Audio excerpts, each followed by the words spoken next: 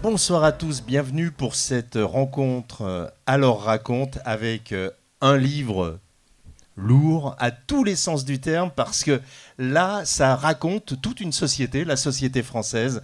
C'est Cold Cases, les affaires classées. Cold Case, Cold Case, on dit comme ça un peu en français, allez, en franglais, Cold Case.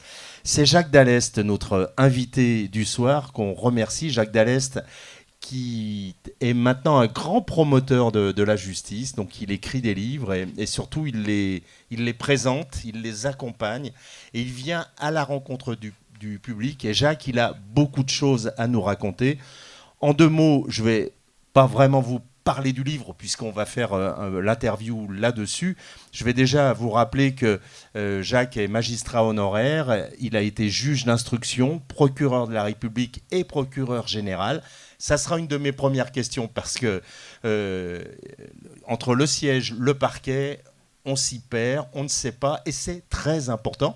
C'est notre justice, c'est la France et ça nous concerne tous individuellement. Donc c'est très très bien qu'il puisse y avoir des soirées comme ça avec quelqu'un qui vit ce monde-là et depuis très longtemps, puisqu'il a enseigné pendant de nombreuses années au sein des facultés de droit de Lyon, de Bordeaux, de Chambéry, dans des instituts d'études politiques de Lyon, Aix-en-Provence.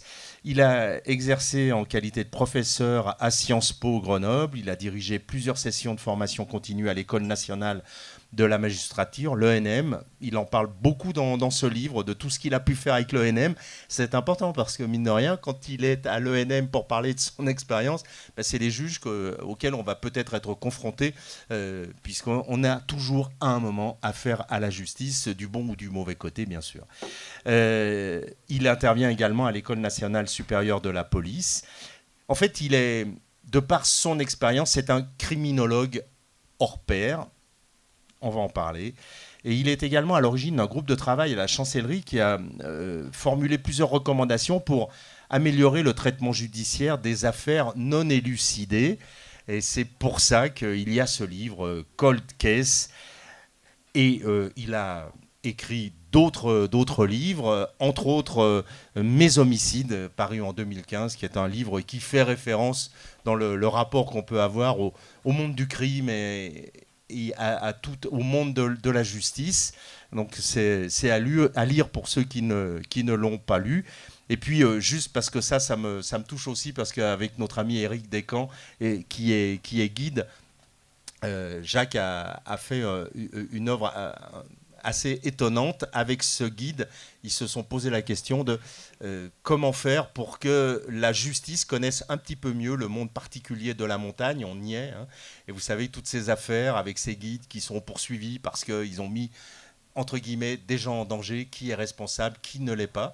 Et l'idée, c'est que, avec Jacques et Éric Descamps, le guide, ils ont fait un livre, le guide et le procureur, pour expliquer, entre autres, au monde de la justice, comment appréhender les questions liées à la montagne, et puis aussi pour expliquer au guide comment se prémunir, comment savoir ce qui se passe quand on est avec des clients et que ça se passe mal. Et ça, on en a tous les week-ends, hein, des histoires comme ça. Pour vous dire à quel point Jacques Dallest est quelqu'un qui est investi dans cette grande mission qui remonte à quand il était tout jeune. Le livre commence avec ça. En fait, comment Jacques Dallest est rentré dans ce monde de la justice. Et après, on verra effectivement pourquoi ce livre. Mais juste la première question, c'est Jacques, qu'est-ce qui t'a amené à faire ce métier que tu as exercé et que tu prolonges avec toutes tes actions? Merci d'abord à l'association de m'inviter. Je suis très honoré. J'étais jamais venu dans ce prestigieux endroit. Je vois que Bob Dylan est venu ici. Oui, absolument. Formidable. Donc c'est un lieu qui mélange la culture, la musique, les arts et c'est vraiment très sympa. Alors moi, j'ai pas grand mérite à être là puisque je suis annécien. J'habite pas très loin.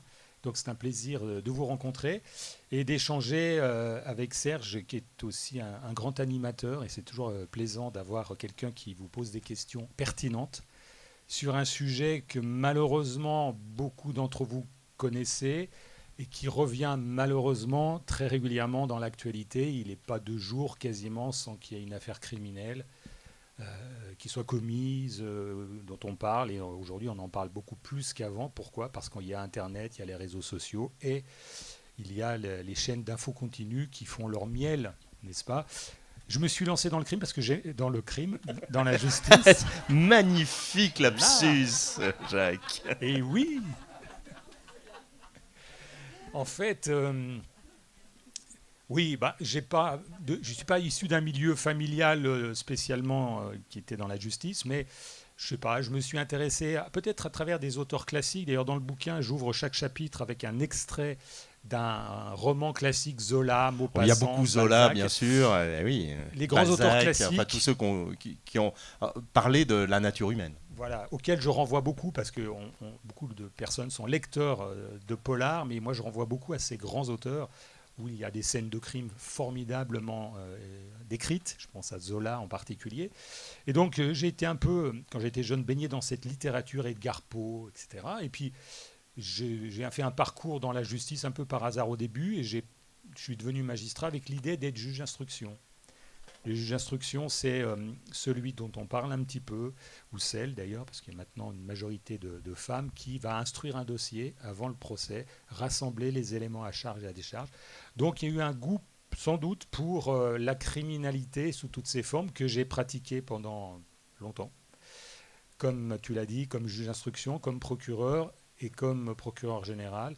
Il y a 3 grandes étapes dans un processus judiciaire, et c'est ce qu'on voit aujourd'hui, c'est la découverte du crime, quand on retrouve quelqu'un de mort ou pas d'ailleurs, c'est le problème des disparitions.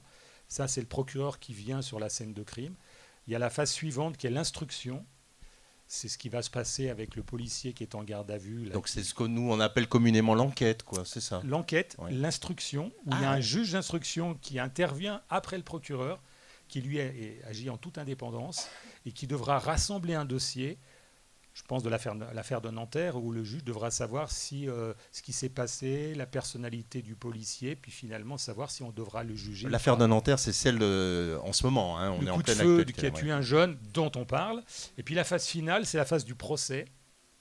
J'ai terminé l'année dernière, en 2022, avec l'affaire Nordal-Lelandais, l'affaire du procès de la petite dont tu parles Maëlys. beaucoup dans ce livre. Hein. Ouais, on y revient justement, ça permet d'illustrer les différents chapitres. Voilà, tu vois, un peu les étapes, et ça m'a permis de bien connaître de façon pratique et réelle ce parcours criminel avec des gens que j'ai eu devant moi qui vont d'escrocs, de bandits, de malfaiteurs, de truands jusqu'à des violeurs, des pères incestueux, des assassins, etc. Donc j'ai cette fréquentation du criminel qui m'a permis finalement de nourrir une réflexion dont je me suis servi pour ça.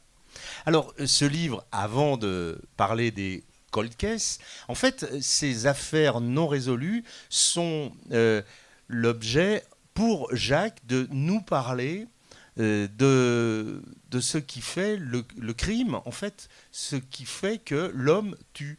Et c'est la première question que pose Jacques dans le livre, et je lui pose, pourquoi tuons-nous ? Oui, alors c'est quelque chose qu'on découvre là aussi quand on y est confronté. Le crime, il n'est pas réservé à son voisin, à l'autre. Ça peut nous arriver. Tous dans cette salle, vous pouvez être un jour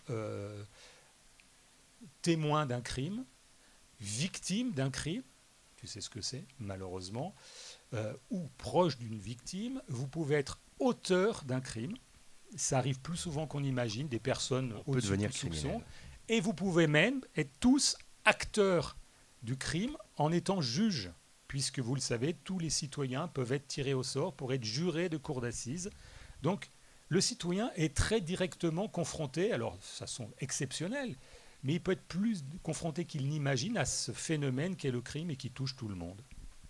Alors, question, pourquoi l'homme tue ? Le crime, il remonte très loin, puisque dans ce livre, on parle même de Ozul, hein, c'est ça, son sur Ozil, c'est le premier crime qu'on connaît, quoi. On a trouvé ça, donc il y a quelqu'un qui s'est fait tuer il y a des milliers d'années. Pourquoi on tue ? Oui, c'est consubstantiel, le meurtre est consubstantiel à la nature humaine. Les animaux se tuent pour manger en général. L'homme peut se tuer pour 1000 raisons, même gratuitement. pour se faire souffrir l'autre. C'est un peu dans la nature humaine, avec sa complexité. C'est pour ça d'ailleurs qu'on a toujours du mal à comprendre qu'une personne qu'on pensait tout à fait normale puisse basculer dans le crime. Et ça surprend. Et encore une fois, c'est l'archaïsme qu'on a dans notre cerveau, les pulsions agressives ou les pulsions homicides. On a tous eu, quand on était enfant, jeune, moins jeune, des envies de meurtre, hein, des pensées de meurtre, voire des propos menaçants. Heureusement, on passe pas à l'acte. Donc c'est assez naturel en l'être humain. Je vais le tuer. Malheureusement, de temps en temps, certains passent à l'acte et prennent un couteau ou vont frapper comme ça. Alors c'est ce qu'on comprend avec ce livre. C'est ce qui fait le gros intérêt pour moi de ce livre, c'est qu'il est écrit par quelqu'un qui, je sais pas, est-ce que tu sais combien de meurtriers tu as vus en ordre de grandeur? C'est 100, c'est 1000, c'est 2000, c'est 10 000 Plusieurs centaines. J'ai été juge d'instruction pendant 10 ans, procureur de la République pendant 15 ans, procureur général pendant une douzaine d'années. Donc j'en ai vu beaucoup, puis j'en ai vu en tête-à-tête. C'est ça. Et justement, et c'est ce qui ressort de toute la première partie du livre, il y a une chose qu'on comprend, c'est que le meurtrier, c'est quelqu'un comme vous et moi. Il n'est pas différent, il n'a pas une tête de meurtrier, c'était pas inscrit à la naissance qu'il était meurtrier. Les meurtriers, enfin la grande majorité des meurtriers sont des gens tout à fait ordinaires. Oui, il n'y a pas de physique du meurtrier, il n'y a pas de physique du monstre. Vous savez, l'image qu'on aimerait trouver chez un criminel, un tueur en série, quelqu'un qui ne nous ressemble pas physiquement. Regardez Fourniret, regardez Guy Georges, regardez les grands tueurs en série, ils ont des bonnes têtes. Nordal Lelandais, qui a tué 2 personnes, c'est un séducteur d'ailleurs. Personne n'a une tête d'assassin, très rarement. Et donc, quelquefois, même des personnes tout à fait banales physiquement usent de cette banalité pour passer à l'acte plus facilement. Elles n'ont pas de signe extérieur. Donc c'est ça qui peut surprendre quand les jurés sont tirés au sort dans une cour d'assises pour la première fois. Ils voient arriver dans le box des accusés la personne accusée d'un crime et ils imaginent voir un monstre physique ou quelqu'un qui a une sale tête. Et ils voient un petit jeune, tout à fait, qui ressemble à leur fils, dont on sait qu'il aura tué de 30 coups de couteau une personne âgée pour la dévaliser. Et il n'y a pas de physique du monstre. L'acte peut être monstrueux, mais il n'y a pas de physique du monstre. Ça sécuriserait finalement, ça réconforterait d'avoir quelqu'un qui vous est très différent. En fait, c'est un miroir, ça vous renvoie votre propre image, quelque part. Et ça déstabilise de penser que quelqu'un peut se transformer brutalement en assassin, alors que jusque-là, il avait une vie à peu près normale et qu'on pouvait le rencontrer le matin en sortant de chez soi. Alors, dans le livre, tu livres une analyse des grands ressorts du crime. En fait, ce qui peut faire basculer surtout quelqu'un qui n'est pas un meurtrier et le faire basculer dans le meurtre. Il y a quatre choses qui peuvent nous faire basculer. Tu parles de vengeance, colère, haine et humiliation. De ton expérience, les grands ressorts, ils sont là. Oui, alors on met de côté le crime idéologique terroriste, ou le crime politique qui obéit à d'autres mobiles, c'est le crime froid, et ça, il y a dans toutes les époques, il y en a eu. Toutes les époques ont eu des passages à l'acte criminel réfléchi. L'humiliation, pour moi, c'est le sentiment le plus dangereux. J'en ai connu des maris ou des femmes humiliées. On va peut-être plutôt parler de femmes humiliées. J'ai des exemples en tête. J'ai l'exemple d'une dame. C'était mon premier poste de juge d'instruction. Une petite dame, une soixantaine d'années, qui allait à l'église tous les dimanches. C'était dans l'Aveyron, à Rodez, où j'ai démarré. Et elle a son mari qu'elle avait rencontré par l'intermédiaire du chasseur français. Vous savez, petites annonces. Les petites annonces. Je ne sais pas si ça existe toujours, le chasseur français. C'était avant le Minitel et avant l'Iber. Voilà. Ils s'étaient rencontrés sur le tard. Lui était un paysan et il la rudoyait verbalement. Et un jour, lorsqu'elle l'appelle pour venir à table, le soir, il est en train de couper du bois. Elle vient le chercher, tu réponds. Et lui, il lui dit « Tu me fais chier, tu m'emmerdes ». Ils avaient peut-être 10 ans de vie commune. Et là, il a pris un coin en fer, il était en train de couper du bois, il lui a défoncé la tête à coups de coin en fer, et il l'a à moitié décapité avec le tranchant de la hache. Une petite dame, pieuse, pratiquante, qui avait débordé d'humiliation, sans doute verbale, je ne crois pas qu'il y ait des gestes physiques, et jusqu'au jour où elle en a eu marre, Et le facteur déclenchant peut être une parole malheureuse, un geste, une attitude. Et j'en ai rencontré beaucoup de situations. Ça peut être l'employé qui se sent humilié. On juge en ce moment un certain Gabriel Fortin à Valence, qui vient d'être condamné à perpétuité d'ailleurs aujourd'hui, pour le meurtre de 3 DRH. Lui, paranoïaque, il s'est senti humilié après avoir été licencié, etc. Il en a voulu à la terre entière, incarné par 3 dames différentes qui ont été la proie de son délire paranoïaque. Il vient d'être condamné à perpétuité d'ailleurs. Donc voilà, des crimes, parce qu'on bascule par vengeance, par colère, par haine, par humiliation. Et c'est tout ce monde que tu as côtoyé et qui t'a permis de faire cette démarche pour te poser la question de... il y a les crimes où on a en face de nous un assassin, il y a quelqu'un que l'on peut condamner, à qui on peut s'adresser. Et puis, il y a beaucoup de cas qui sont non élucidés. Ce sont des affaires peut-être classées, non classées. Combien de temps on va en parler. Et en fait, le cold case, ce qu'on comprend, c'est que ça nous pose beaucoup de questions aussi sur notre rapport à la justice, parce que ça vient nous dire, entre autres, cette phrase qui est le fondement un petit peu de notre rapport qu'on a, nous, dans notre société française. On a un rapport à la justice qui est forcément différent que ce qui se passe en ce moment en Iran ou dans d'autres pays, où on part du précepte qu'il mieux vaut un coupable en liberté qu'un innocent en prison. Ça, c'est fondamental. On ne veut pas risquer l'erreur. Oui, c'est le fondement de la démocratie judiciaire. C'est Voltaire qui a été l'initiateur. Dans les pays dictatoriaux, dans les États totalitaires, c'est l'inverse. Il vaut mieux un innocent en prison qu'un coupable en liberté. Et bien sûr, dans toute société, on peut imaginer que l'auteur d'un crime veut échapper à la justice. Soit il se rend tout de suite, et c'est d'ailleurs 80% des crimes de sang sont élucidés très vite parce que l'auteur est identifié immédiatement, il se rend, il est arrêté tout de suite. C'est le cas des fameux féminicides, quoique certains, on le voit avec certaines affaires, c'est pas si simple que ça. Jonathan Daval, Esquivillon, Jubilard, c'est pas si évident que ça. Mais dans un certain nombre de cas, l'auteur fait tout pour échapper à la justice, et certains crimes resteront impunis malgré le travail d'enquête, malgré la science dont on parlera, qui permet aujourd'hui de résoudre beaucoup mieux qu'on ne le faisait des crimes de sang. Donc en fait, on se retrouve avec des affaires qu'on préfère ne pas élucider plutôt que de risquer une erreur.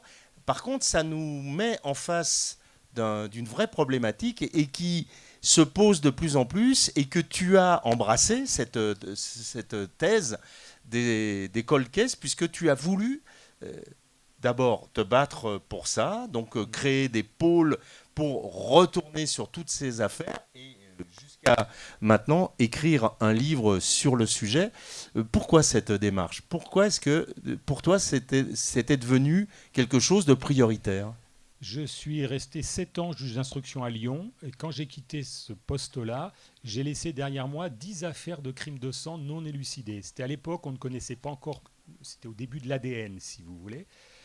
Et je pense à l'affaire du viol et du meurtre d'une petite lycéenne, l'affaire Muriel Théron, qui est toujours en cours, 30 ans après, qui n'a pas été élucidée. Ça m'a travaillé des échecs, des affaires que je n'ai pas résolues. Soit elles étaient antérieures à mon arrivée, soit postérieures. Et puis par la suite, j'ai essayé de mettre en place, j'étais procureur à Marseille, j'ai mis en place avec des collègues une cellule pour exhumer des dossiers clôturés, anciens, et d'essayer de les retravailler sous l'angle de la police scientifique, notamment de l'ADN, qui a été une révolution. Tout ça fait son chemin, et il y a quelques années, j'ai proposé au ministre de la Justice de réfléchir à une amélioration de la façon dont la justice traite ces crimes compliqués et crimes énigmatiques, dans la mesure où la justice est prise par le quotidien, par tout ce qu'on voit tous les jours, et ces dossiers anciens, elle a tendance à les laisser de côté, au grand désespoir des familles qui disent « la justice ne nous écoute pas, ne nous entend pas ». Et je pensais qu'il fallait qu'on réfléchisse à l'amélioration de cette façon de faire, d'où est sorti donc un rapport, et du rapport est né dans la loi la création d'un pôle à Nanterre avec des juges spécialisés qui ont une centaine de dossiers. Certains dossiers commencent à sortir. d'ailleurs, des dossiers où on a retrouvé une personne disparue. On a mis en cause 20 ans après un individu. Pourquoi ? Parce que ce sont des magistrats qui ont tout leur temps consacré à ces affaires-là. Si vous allez aux urgences à l'hôpital, il ne faut pas demander aux internes des urgences de faire de la cardiologie, si vous voulez. Ils vont faire les urgences. C'est la même chose pour la justice. Le procureur d'Annecy ou un juge d'instruction d'Annecy, il est pris par l'urgent, les trafics de drogue, les violences dans la rue. Et ces dossiers-là, il y en a un beau ici, c'est l'affaire de Chevaline, Oui. qui depuis d'ailleurs est transféré au pôle de Nanterre. Ces dossiers-là, lourds, on ne les traite pas au quotidien. Et ces dossiers-là se stratifient, parce qu'il y en a d'autres derrière qui arrivent. Les disparus de l'Isère, et beaucoup des enfants disparus, des jeunes filles disparues, la petite Marion Wagon, Estelle Mouzin, ça c'est Fourniret, et beaucoup d'autres. La petite Cécile Valin en Savoie qui a disparu aussi. Il y a beaucoup d'affaires. Et donc maintenant, depuis 1 an, on a une justice spécialisée. C'est la première au monde, en France. On a un pôle judiciaire spécialisé avec des gens qui ne font que ça. Le problème, c'est que des cold cases, il y en a beaucoup. Et le pôle de Nanterre ne pourra pas tout prendre. Mais donc, si j'ai bien compris, l'objectif premier, c'est pas juste de dire justice pour qu'il y ait un coupable, c'est de penser aux familles. C'est-à-dire que la démarche, elle est... Et ça, c'est assez nouveau parce que même toi, tu nous le dis dans le livre, tu as fait une démarche intellectuelle par rapport à ça, puisque tu parlais de Juliette T. Quand tu es parti de Lyon, t'as oublié de prévenir les parents, et ça, tu t'en es voulu. Oui, j'avais reçu les parents qui étaient éplorés, le meurtre de leur gamine de 17 ans en pleine journée à la Croix-Rousse. Et quand je suis parti 1 an après, je suis devenu procureur, j'avais 150 dossiers. J'ai pas pensé à les convier, à leur dire que je partais, mais que j'avais un successeur qui continuerait à travailler. Il y en a eu d'autres après moi. Et je m'en suis voulu. Et ça, c'est le problème de la justice, qui, parce qu'elle est surchargée d'affaires, peut oublier les souffrances individuelles. Comme un médecin à l'hôpital qui oublie les souffrances physiques des patients parce qu'il en voit toute la journée. C'est un peu la même chose de la justice. Il bascule dans la technique. Et puis, les juges, les magistrats, ils sont obligés de rester impartiaux, si vous voulez, un peu à distance. Sinon, c'est ça le propre de la justice, de rester impartial. Donc, s'ils se rapprochent trop des victimes, ça pourrait être aussi contesté par d'autres. Donc, on est dans cette contrainte-là. Il y a trop de froideur, il y a un peu un manque d'humanité qui s'explique en partie. Et tout ça m'a travaillé et j'ai dit, est-ce qu'on peut réfléchir à une amélioration de ces choses ? Et la culture cold case qui commence à naître, il faut qu'elle irrigue tous les tribunaux de France, pas seulement le pôle de Nanterre, mais qu'à Chambéry, à Annecy, on s'empare de ces nouvelles notions pour mieux traiter les familles qui ont, pour certains, cherchent toujours ce qu'est devenu leur fils, leur fille, ou pourquoi un crime n'est pas résolu. Et c'est ce qu'on comprend en lisant ce livre, c'est que, en fait, dans ce livre, je vous rassure, c'est pas un catalogue de toutes les affaires non élucidées, pas du tout. C'est en fait l'histoire d'un rapport à la justice, une justice qui évolue, et on comprend que les cold cases sont en fait le symbole d'une justice qui se pose cette question de l'humanité et du lien avec les victimes qui ont pendant longtemps été un peu oubliées, ou du moins on n'avait peut-être pas le temps de se poser la question. Et avec le cold case, c'est justement la question des victimes, donc ça change quand même pas mal la proposition. Donc on est effectivement dans une démarche qui est innovante, qui est intéressante et qui est bien racontée par Jacques dans le livre. Et si on revient sur le rapport au crime, le rapport au meurtrier, on voit que pour que une affaire ne soit pas un cold case, il faut quand même pas mal des fois de chance, il faut de la méthode, il faut du travail, il faut de l'argent. La justice, l'enquête, ça coûte cher. Et puis, il y a des notions, il existe. Le crime parfait, ça existe. Hein. Oui, j'ai une petite fiction, d'ailleurs, de 2 pages sur le crime parfait, mais je ne vous en dis pas plus, parce que on la verra dedans, si certains d'entre vous veulent se débarrasser de son conjoint, il ne faut pas qu'il trouve... Alors, vous savez, c'est Meurtre au paradis, Jacques Villeray qui va demander à l'avocat comment bien tout ce qu'il faut faire et qui après le fait. Le début du crime parfait, c'est surtout ne pas tuer la personne chez soi et ne pas transporter le corps dans son véhicule.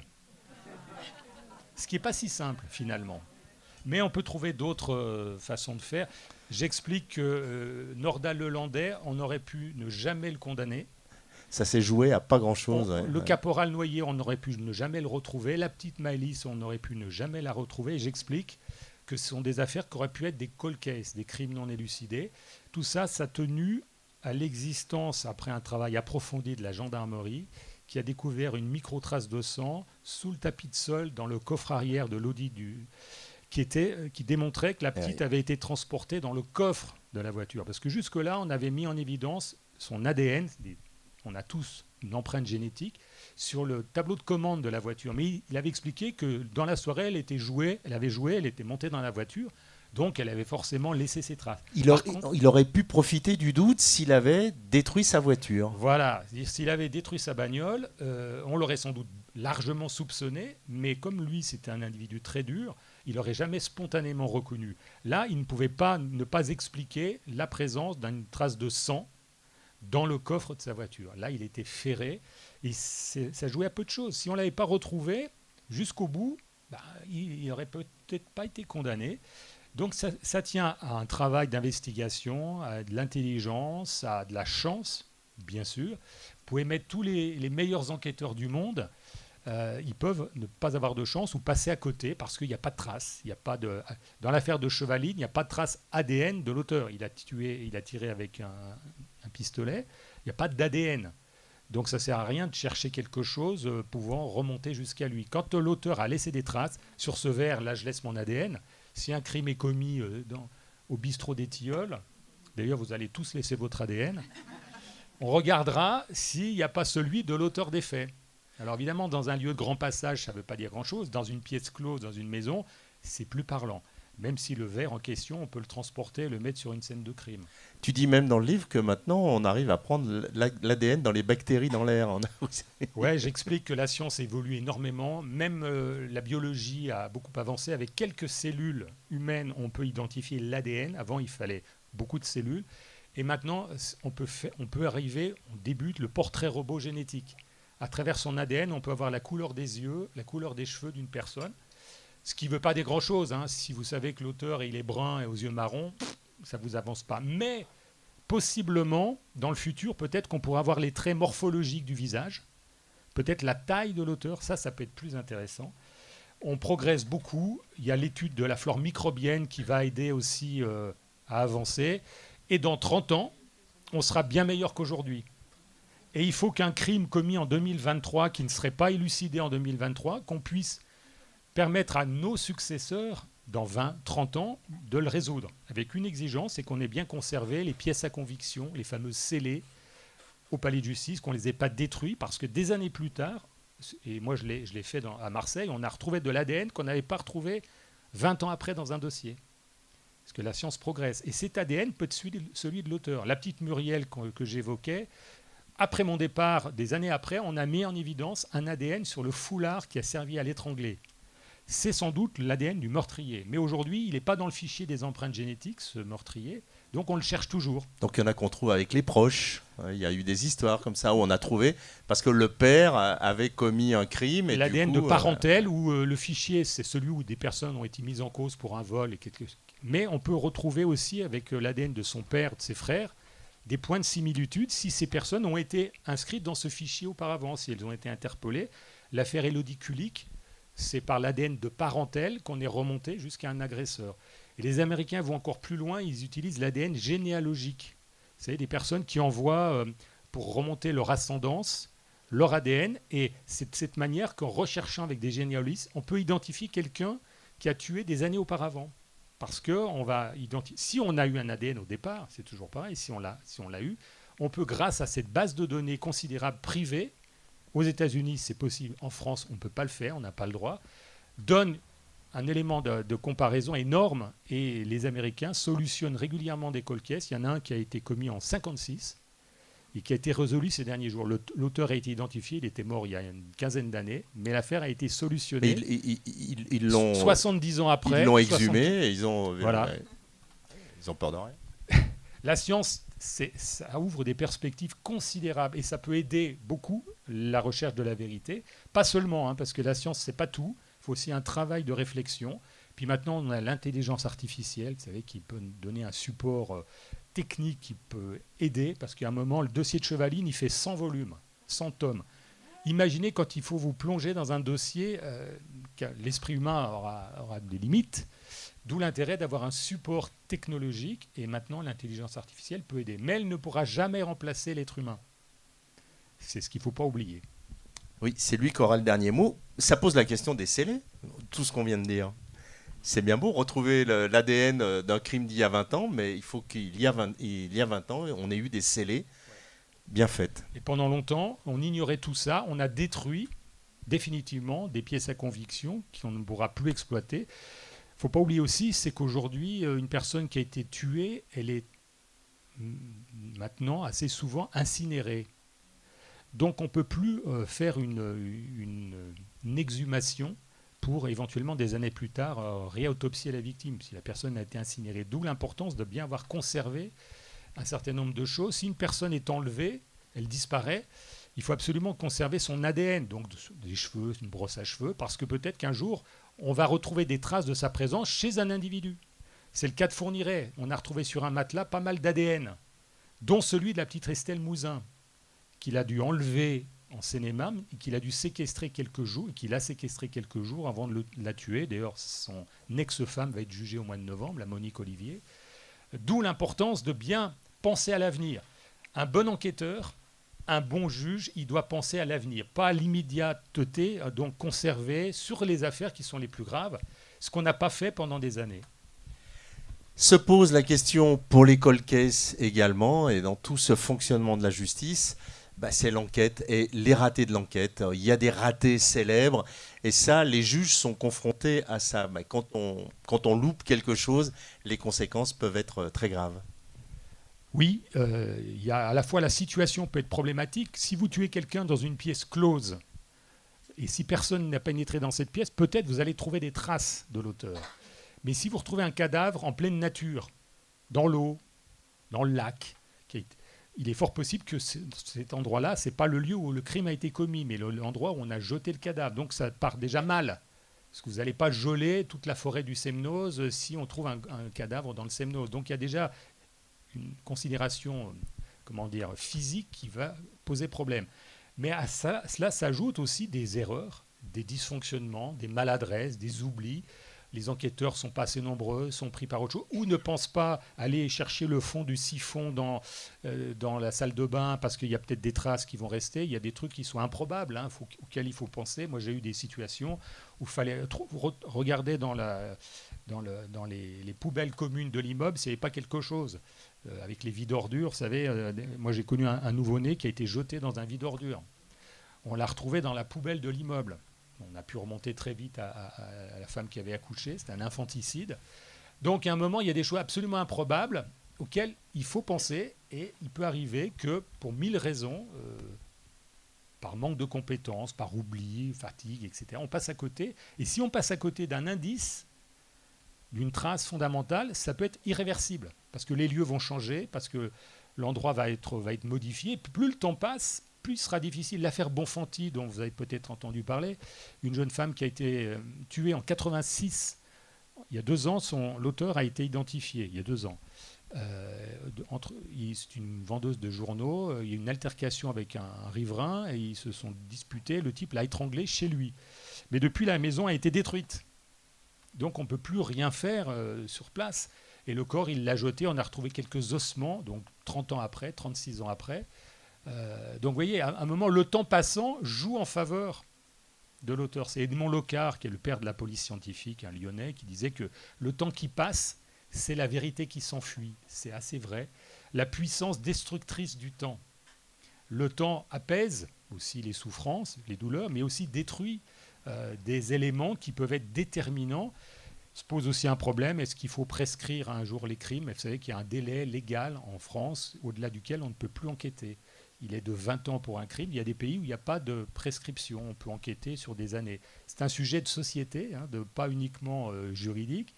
Et ça, voilà. Jusqu'où doit-on aller ? Mais c'est la fin de l'enquête, et ça, c'est fondamental. Ce que tu nous expliques bien, parce qu'un meurtrier peut se dire, ça y est, c'est bon, j'ai tué il y a 20 ans, je suis bon. Non, parce que ça va dépendre du temps de l'enquête, donc ça vaut le coup d'enquêter longtemps. Il faut garder un dossier le plus Pendant longtemps, une époque, on clôturait très vite les affaires. En 2 ans, on les clôturait. Les disparus de Lyon, Émile Louis. Les disparus de Mourmelon. En termes de loupé, on y reviendra sur Lyon. Hein. J'en parle dans le bouquin. Enfin, si Fourniret était vivant, il serait jugé, il est mort en 2021, on le jugerait pour le meurtre d'une petite en 88, des années plus tard. Donc à un moment, le criminel peut être rattrapé par son crime. Et ce qui est intéressant, nous on avait proposé ça dans notre rapport, c'était repris dans la loi, c'est que le pôle de Nanterre traite aussi d'affaires visant possiblement des gens qui ont été condamnés. C'est-à-dire le pôle de Nanterre continue à travailler sur Fourniret, bien que mort, sur Norda Lelandais, sur Patrice Allègre, pour savoir si avant leur arrestation, ils n'ont pas commis d'autres crimes que ceux pour lesquels ils ont été jugés. C'est tout le problème. On sait que ces gens-là ont peut-être commis d'autres crimes qui ne seront jamais dévoilés ou qu'il faudra faire sortir en essayant de les confondre sur des crimes antérieurs, sachant que les tueurs en série, si on ne les arrête pas vite, peuvent vite enchaîner les crimes. Fourniret, il en serait à 11 assassinats maintenant. Il y en a eu beaucoup. Thierry Paulin, qui a le record, 21 vieilles dames tuées à Paris. C'était le meurtre des vieilles dames. Il y en a eu comme ça beaucoup. Émile Louis, si quand on a eu l'occasion, on l'avait arrêté, il n'y aurait pas eu... Il y a eu plusieurs disparitions après. Ouais. On l'a arrêté d'ailleurs très tard. Il était plus tout jeune.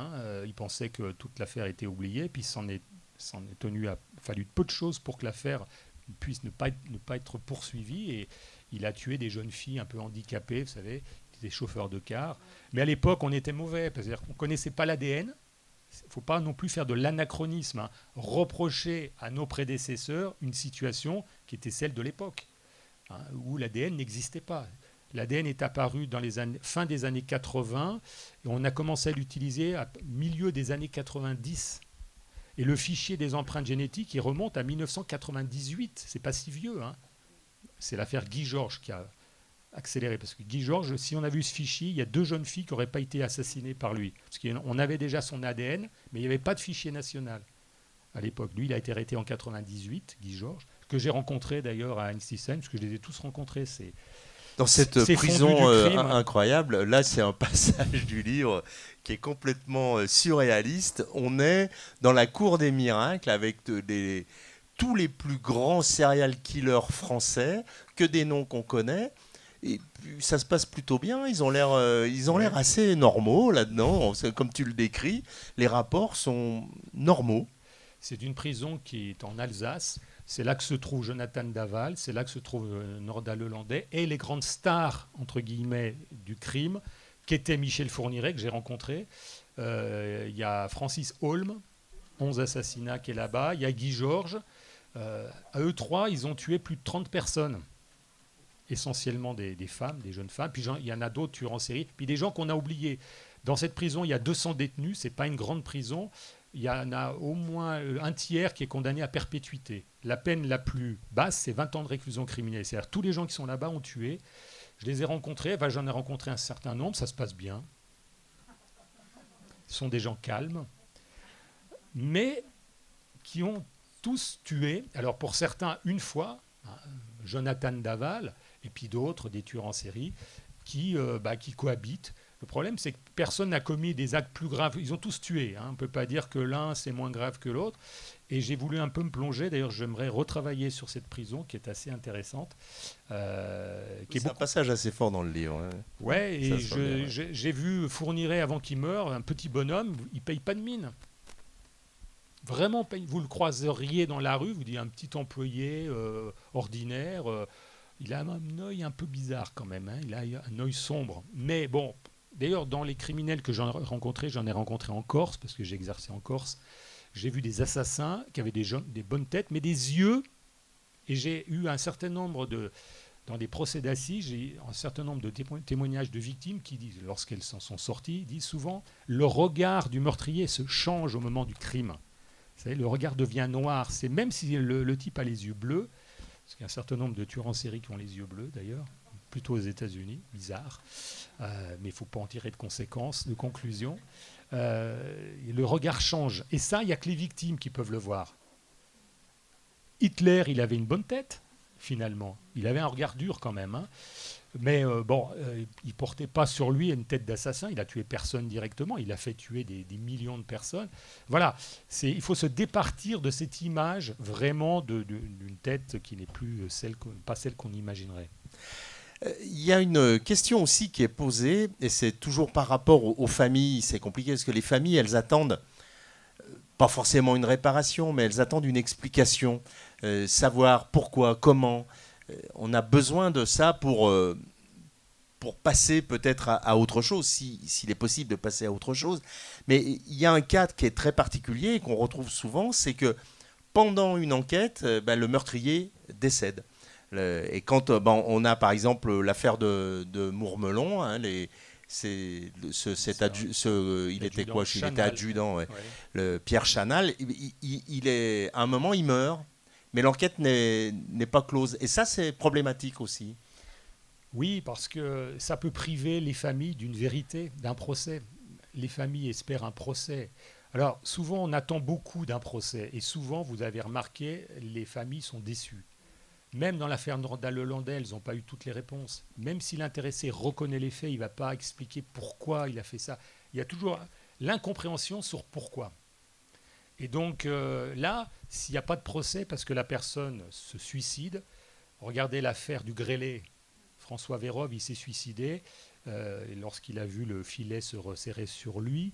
Il avait tué une gamine en 86, un couple l'année suivante, et il a mis fin à ses jours. Et on a eu un certain nombre comme ça de meurtriers qui se sont suicidés avant leur procès, et donc l'affaire s'arrête. Il n'y a pas de procès. Et non. C'est ce qu'on appelle l'extinction des poursuites, de l'action publique, par le décès de la personne. Ça n'empêche pas qu'on puisse continuer à enquêter quand même. C'est ce que fait le pôle de Nanterre, je l'expliquais sur Fourniret, continue à travailler, parce que lui, en plus, il agit souvent avec sa femme. Mais à un moment, voilà, il n'y aura pas d'explication. Et ça arrive plus souvent qu'on ne pense. Des gens qui se suicident parce qu'ils ne peuvent plus supporter le poids de leurs actes. Hein, quand le procès se rapproche, je me souviens d'un type que j'avais inculpé à l'époque à Rodez, qui avait tué une autostoppeuse, il avait tenté de la violer.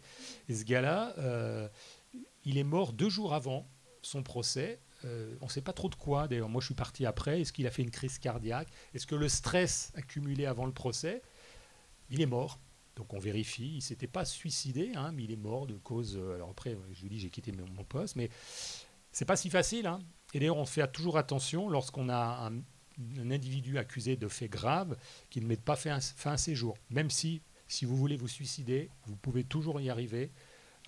C'est même un droit reconnu à l'être humain de mettre fin à ses jours, et sauf à le mettre nu dans une pièce sans rien, vous ne pourrez jamais empêcher quelqu'un de se pendre d'une certaine manière. Et voilà, c'est aussi la réalité criminelle qu'on rencontre et qui, à un moment, va frustrer d'une explication, et ça s'arrête là. Cette démarche de nous partager tout ça dans ce livre, je ne l'ai pas dit au début, mais je vous ai dit, c'est quelqu'un, Jacques, qui a déjà écrit plusieurs livres, donc c'est bien écrit. Donc ça se lit, c'est pas un catalogue, hein, je peux vous rassurer. On est dans quelque chose qui nous délivre des messages. Si tu devais, là, maintenant, juste nous expliquer le message du livre, en fait, le pourquoi de ce livre, en 2 phrases, c'est quoi ce livre pour toi? Pourquoi est-ce que tu as écrit ce livre? Et pourquoi tu nous le présentes ici ce soir? Comme tu l'as dit, c'est mon tome 2. Hein. En 2015, j'avais sorti Mes homicides. Là, j'ai voulu amener une réflexion sur pourquoi... dans notre société, on ne peut pas résoudre tous les crimes. Quelque part, c'est même relativement sain, ça peut surprendre. Toute société, elle a ses marginaux, ses déviants, ses délinquants, et je crois que c'est le propre d'une société de liberté. Il y a les États totalitaires qui ont aussi d'ailleurs leurs criminels, hein, qui veulent interdire la déviance. On vous met en prison préventivement, on vous interne. Vous aurez toujours des gens qui seront rétifs à tous les codes. Il y a ceux qui ont des troubles psychiatriques qui peuvent arriver. Donc aucune société ne sera épargnée par ça. Donc je me suis dit, comment on peut rendre plus humaine la justice, qui est toujours prise comme assez froide, assez distante, qui doit l'être parce que c'est son job. Elle ne peut pas pleurer avec les victimes, hein. J'étais, moi, sur des dizaines de règlements de compte à Marseille. des gens qui ont été décapités à la Kalachnikov. J'entendais hurler les proches. J'allais pas pleurer avec ses proches. C'était pas mon travail, si vous voulez. Donc on accumule une forme de froideur et peut-être c'est une forme d'exutoire en fait, peut-être de besoin d'expliquer et puis de restituer cette expérience à des lecteurs qui sont des citoyens qui encore une fois pourront être un jour jurés de cour d'assises. Au-delà des séries, Netflix, des fictions un peu calamiteuses, je disais tout à l'heure que quelqu'un, un ami, qu'on lit Meurtre à la pointe du Raz, Meurtre à la pointe percée. J'ai jamais connu de meurtre en montagne, moi. J'aimerais qu'on me dise Meurtre dans des endroits improbables, ça c'est des trucs de fiction. Ça. Et malheureusement, la représentation française du crime est assez calamiteuse. Les juges, c'est souvent, alors, soit c'est des shérifs, soit le procureur, c'est un connard qui veut étouffer l'affaire, si vous me permettez l'expression. Voilà, c'est ma part de vérité subjective sur ce sujet qui malheureusement reviendra toujours dans l'actualité. Et somme toute, c'est assez rassurant parce qu'on se rend compte qu'il y a des hommes, il y a des gens qui sont engagés, qui réfléchissent. Et il y a une justice et je pense qu'effectivement, le fait de mieux connaître les rouages, de mieux connaître le pourquoi du comment, c'est quand même assez rassurant parce que ça nous explique qu'il y a des gens qui font le boulot, qui y vont et qu'il y aura toujours des criminels, mais il y aura, on l'espère, toujours une justice en face des criminels. C'est ça un peu l'idée. Il faut l'espérer, tout à fait. Il s'agit du livre de Jacques Dallest, Cold Case, un magistrat enquête avec une préface d'Éric Dupond-Moretti. C'est à Mareuil Édition. Je vous propose qu'on remercie Jacques Dallest pour cette très très belle soirée. Merci Jacques. Merci Serge pour cette belle interview. Merci à vous.